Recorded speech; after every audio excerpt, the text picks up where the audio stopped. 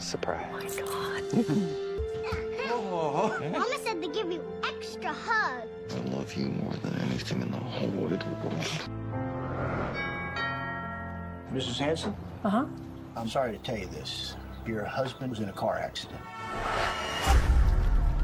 He died on the scene yesterday. Welcome to movies stories explanation. आज हम आपके लिए लाए हैं एक साइकोलॉजिकल साईफाई मूवी जिसका नाम है प्रीमोनिशन। इस मूवी में आप कहानी देखेंगे लिंडा की, जिसे अपने हस्बैंड की डेथ का पूर्वाभास हो जाता है। तो भविष्य जानने के बाद क्या लिंडा बचा पाएगी अपने हस्बैंड की जान, या फिर किस्मत में लिखा नहीं बदल पाएगी? चलिए जानते हैं इस मूवी में। मूवी स्टार्ट होती है और हस्बैंड जिम अपनी वाइफ लिंडा को सरप्राइज देता है, जिसमें उसने एक नया घर खरीदा होता है। शादी की शुरुआत में दोनों के बीच में बहुत प्यार था, पर अब उनकी शादी को काफी साल बीत चुके हैं और उनके रिश्ते में भी काफी दूरियां आ चुकी हैं। उनकी 2 बेटियां हैं और उन्हीं के वजह से वो दोनों साथ में रहते हैं। आज थर्सडे होता है। लिंडा को उसकी छोटी बेटी, जिसका नाम मीगन होता है, वो उठाने आती है। लिंडा अपनी दोनों बेटियों को स्कूल में छोड़ देती है। फिर वो घर वापस आकर अपने घर के काम में लग जाती है। किचन में काम करते वक्त लिंडा आंसरिंग मशीन ऑन कर देती है, जिसमें उसके हस्बैंड का एक मैसेज होता है। वो लिंडा से कुछ बोल रहा होता है। उसी वक्त उसके हस्बैंड को कॉल आ जाता है और वो कॉल डिस्कनेक्ट कर देता है। तभी उसके घर का डोरबेल बजता है। जाकर चेक करती है तो शेरिफ आए होते हैं। वो उसे बताते हैं कि आपके हस्बैंड जिम की कार एक्सीडेंट से मृत्यु हो गई है। लिंडा को बहुत बड़ा शॉक लगता है। वो कहती है ऐसा कैसे हो सकता है, अभी तो मैंने उनका आंसरिंग मशीन पर मैसेज सुना। शेरिफ बताते हैं उनका एक्सीडेंट कल हुआ था, यानी वेडनेसडे को, पर कल काफी ज्यादा काम होने की वजह से मैं आपको बताने नहीं आ पाया था। लिंडा अपनी बच्चियों को भी स्कूल से लाकर उनकी फादर के डेथ के बारे में बताती है। लिंडा की मदर आई होती हैं उन लोगों का ख्याल रखने के लिए। लिंडा बहुत ज्यादा दुखी थी। वो अपने हस्बैंड की फोटो को पकड़े हुए सोफे पर ही सो जाती है। अगली सुबह लिंडा सोकर उठती है तो वो अपने बेडरूम में होती है और उसके कपड़े भी बदले हुए होते हैं। वो सीढ़ियों से नीचे आती है तो देखती है उसका हस्बैंड जिम टीवी देख रहा होता है। लिंडा बहुत हैरानी के साथ उसे देखती है। तभी लिंडा की दोनों बेटियां आ जाती हैं। वो लिंडा को उन्हें स्कूल छोड़ने के लिए कहती हैं और उसका हस्बैंड भी अपने ऑफिस निकल जाता है। लिंडा को कुछ समझ में नहीं आ रहा होता है। अपनी बच्चियों को स्कूल छोड़कर वो फिर से आंसरिंग मशीन में मैसेज सुनती है, पर उसमें जिम का कोई भी मैसेज नहीं होता है। लिंडा ड्राइविंग कर रही होती है तो वो ओवर स्पीडिंग कर देती है। शेरिफ उसके पास आकर उसे रोकते हैं। वो देखती है ये वही शेरिफ होते हैं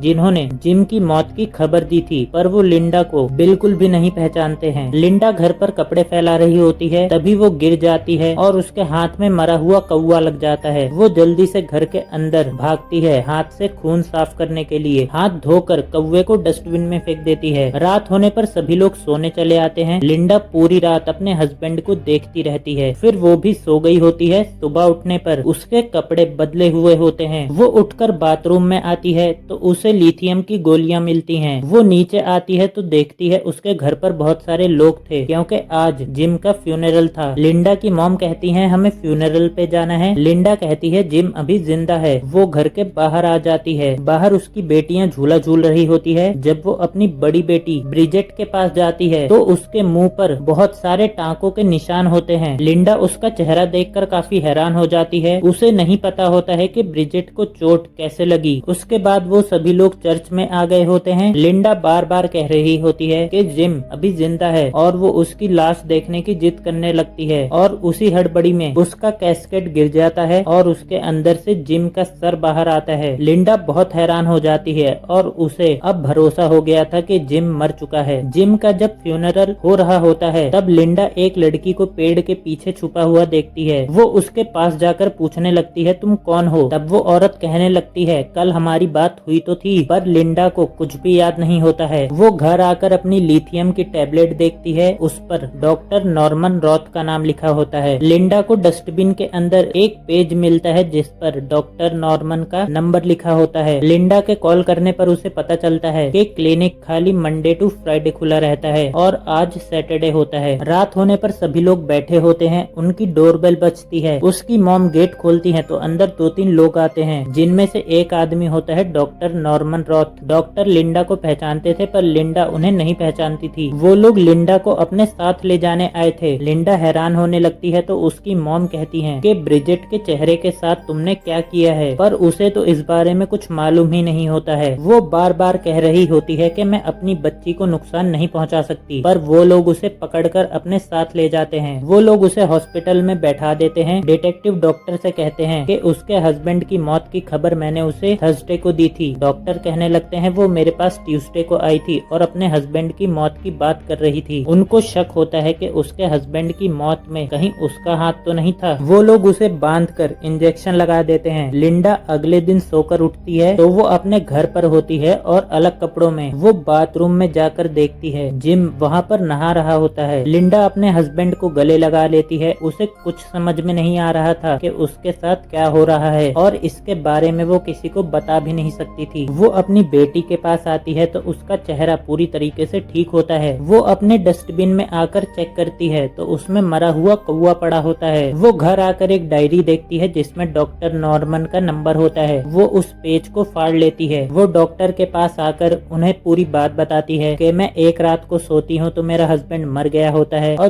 दूसरी सुबह उठती हूँ तो वो जिंदा होता है। वो कहती है मेरे घर पर लिथियम की बोतल भी थी जो आपने दी थी। डॉक्टर को भी कुछ समझ में नहीं आ रहा होता है। वो कहते हैं अगर तुम लिथियम की गोलियां खा रही हो तो उसे खाती रहो, तुम उससे ठीक हो जाओगी। लिंडा जिम के ऑफिस आई होती है। वो उससे बात कर रही होती है तभी उनके केबिन में एक लड़की आती है। ये वही होती है जो जिम के फ्यूनरल में पेड़ के पीछे छुपी थी। वो अपना नाम क्लेयर फ्रांसिस बताती है। वो जिम की नई असिस्टेंट मैनेजर होती है। लिंडा को उन दोनों की केमिस्ट्री और बायोलॉजी देखकर थोड़ा शक होता है। वो घर पर आ गई होती है और लिथियम की गोलियां फेंक देती है। उसकी दोनों बेटियां बाहर खेल रही होती हैं। तभी बारिश आनी शुरू हो जाती है। लिंडा उन दोनों को अंदर बुलाती है। उसकी बड़ी बेटी भाग रही होती है। भागते भागते वो शीशे से टकरा जाती है। उसके मुंह पर बहुत चोट आई होती है। लिंडा उसे तुरंत लेकर हॉस्पिटल पहुंचती है। उसका हस्बैंड भी वहां पर पहुंच गया होता है। घर आकर वो इसका जिम्मेदार लिंडा को ही बताता है, जिस वजह से उन दोनों में बहस भी हो जाती है। लिंडा कमरे में वापस आ जाती है। उसकी जेब में वही पेपर होता है जिसमें डॉक्टर का नंबर होता है। वो उसे डस्टबिन में फेंक देती है। तभी उसे कुछ ध्यान आता है। वो एक पेज निकालती है और उस पर सभी दिनों के नाम लिख लेती है। अब सभी इवेंट्स को आप ध्यान से समझिएगा। वो उसमें लिखती है थर्सडे को उसका हस्बैंड मरा था, मंडे को वो फिर जिंदा हो गया था, सैटरडे को उसका फ्यूनरल हुआ था, ट्यूसडे को डॉक्टर से मिलने गई थी और सैटरडे को उसे पकड़कर अपने क्लिनिक ले गए थे। ट्यूसडे को ही उसकी बेटी के चेहरे पर कट्स आए थे। उसके पास अभी 3 दिन बचे थे, फ्राइडे, संडे और वेडनेसडे। वेडनेसडे को ही उसके हस्बैंड की मौत हुई थी। वो उस पेज को वहीं छुपा देती है और अपने हस्बैंड को बिजनेस ट्रिप पर जाने से मना करती है, पर वो नहीं मानता है। कहता है मेरा इंटरव्यू है और मुझे जाना है। वो कहती है ठीक है, अगर तुम वेडनेसडे को जाओगे तो जाने से पहले मुझे उठा देना, जिस पर वो ओके कहता है। अगले दिन वो सोफे के ऊपर सोकर उठती है जहाँ पर वो पहले दिन सोई थी, यानी आज फ्राइडे होता है। लिंडा घर से बाहर जाने लगती है। उसकी मॉम को लगता है वो शॉक में है। लिंडा क्लेयर के घर पर आई होती है, जिम की नई मैनेजर। लिंडा उससे अपने हस्बैंड के बारे में पूछती है तो वो बता देती है कि उन दोनों के बीच में अफेयर था। वो अपनी दोस्त के पास आकर उसे जिम वाली बात बताती है। कहती है उसने मेरे साथ जो किया उसके साथ ठीक ही हुआ। वो इंश्योरेंस एजेंट के पास आई होती है। एजेंट बताता है जिम मेरे पास वेडनेसडे को आया था। वो मुझसे तुम्हारी और अपनी बेटियों की बात किया जा रहा था। वो तुम लोगों से बहुत प्यार करता था और उसने अपने इंश्योरेंस के अमाउंट को 3 गुना कर दिया था ताकि तुम लोगों को कोई प्रॉब्लम ना हो। लिंडा चर्च में भी गई होती है, फिर वहाँ से अपने घर आ जाती है। अपनी मॉम से बताती है कल जिम का फ्यूनरल है और मैंने सारी तैयारियां कर ली हैं। वो अपने कमरे में बैठकर शराब पी रही होती है और अपनी माँ से कहती है कि अगर मैं जिम को मर जाने दूं तो क्या इसका मतलब होगा कि मैंने उसका कत्ल किया है। उसकी माँ कहती है जिम पहले ही मर चुका है। लिंडा सो गई होती है। अगले दिन उसका हस्बैंड उसके सामने ही सो रहा होता है और आज संडे का दिन होता है। लिंडा जिम से कहती है आज संडे है, तुम बच्चियों को कहीं घुमा क्यों नहीं लाते, जिसके लिए जिम भी मान जाता है। लिंडा चर्च में फादर के पास आई होती है। उन्हें बताती है कि भविष्य में घटने वाली घटनाओं के बारे में मुझे पहले ही पता चल जाता है। तब फादर बताते हैं तुम पहली ऐसी नहीं हो जिसके साथ ऐसा हो रहा है। ऐसा पास्ट में कई लोगों के साथ पहले भी हो चुका है। तुम्हें गॉड के ऊपर भरोसा रखना होगा, प्यार के ऊपर भरोसा रखना होगा, तुम्हें अपने ऊपर भरोसा रखना होगा। लिंडा उसी साइट पर आई होती है जहाँ पर उसके हस्बैंड की डेथ हुई थी। सभी लोग शाम को साथ में बैठे हुए थे। लिंडा अपनी बच्चियों से कहती है डैड को दोबारा हक करो। बच्चियों से कहती है तुम अपने फादर को बताओ कि तुम उनसे कितना प्यार करती हो। उसके बाद वो जिम से कहती है कि तुम भी बताओ अपनी बच्चियों से कितना प्यार करते हो। तब वो भी कहता है मैं अपनी बच्चियों से सबसे ज्यादा प्यार करता हूँ। लिंडा ऐसा इसलिए करवा रही थी क्योंकि उसे पता था कि जिम की अपनी बच्चियों के साथ ये आखिरी मुलाकात है। लिंडा बाहर खड़ी होती है, तब उसका हस्बैंड उसे बुलाने आता है। तब लिंडा उससे अपने खराब रिलेशनशिप के बारे में बात करती है। दोनों के बीच में बहस होने लगती है। उसी वक्त बिजली कड़कती है। बिजली के खंबे पे एक कौवा जल गया होता है, वो मरकर नीचे गिरता है। ये वही कौवा होता है जिसे लिंडा ने कचरे में फेंका था। वो अपने हस्बैंड को लेकर घर के अंदर आती है। अंदर आने पर वो दोनों एक दूसरे से अच्छे से बात करते हैं। दोनों गले मिलते हैं, दोनों इंटीमेट हो जाते हैं। फिर जिम सो जाता है और लिंडा उसे ही देखे जा रही थी। लिंडा को भी पता था कि जिम के साथ आज उसकी आखिरी रात है। अगले दिन वो सोकर उठती है। आज वेडनेसडे होता है, आज ही जिम के मरने का दिन था। वो घर में जिम को ढूंढ रही होती है पर वो घर पर नहीं होता है। वो बच्चियों को स्कूल छोड़ने गया था। स्कूल के बाद वो इंश्योरेंस एजेंट के पास जाकर इंश्योरेंस के अमाउंट को ट्रिपल कर देता है। क्लेयर भी होटल में उसका इंतजार कर रही होती है। जिम लिंडा के साथ अपनी शादी तोड़ने वाला था, पर उसे जब एहसास होता है कि लिंडा और बच्चियां उससे इतना प्यार करती हैं, तो वो क्लेयर के साथ अपने रिश्ते को खत्म कर देता है क्योंकि वो अपनी फैमिली को नहीं छोड़ना चाहता था। फिर जिम घर पर कॉल करता है और आंसरिंग मशीन पर लिंडा के लिए एक मैसेज छोड़ रहा होता है। उसी वक्त उसे लिंडा का ही कॉल आता है और वो मैसेज बीच में ही छोड़ देता है। ये वही मैसेज होता है जो मूवी के स्टार्ट में लिंडा ने सुना था। वो लिंडा का फोन उठाकर कहता है मैं तुम्हें कुछ बताना चाहता हूँ। लिंडा कहती है मुझे सब कुछ पहले से ही पता है। वो कहने लगता है कि मैं हमारे बीच में सब कुछ ठीक करना चाहता हूँ, सब कुछ पहले की तरह। लिंडा बहुत खुश होती है। वो कहती है मैं तुम्हारे पीछे ही हूँ। जिम अपनी कार रोक देता है। लिंडा देखती है उसने कार वहीं पर खड़ी की थी जहाँ पर उसका एक्सीडेंट हुआ था। वो जिम से कहने लगती है कि तुम तुरंत कार को मोड़कर मेरे पास आओ। वो अपनी कार को स्टार्ट करने की कोशिश कर रहा था पर कार स्टार्ट नहीं हो रही थी। तभी लिंडा देखती है पीछे से एक ट्रक आ रहा होता है। लिंडा भागते हुए जिम की तरफ आ रही थी और ट्रक डिसबैलेंस हो गया था। वो सीधा जाकर जिम की कार को टक्कर मारता है। वो पेट्रोल टैंकर था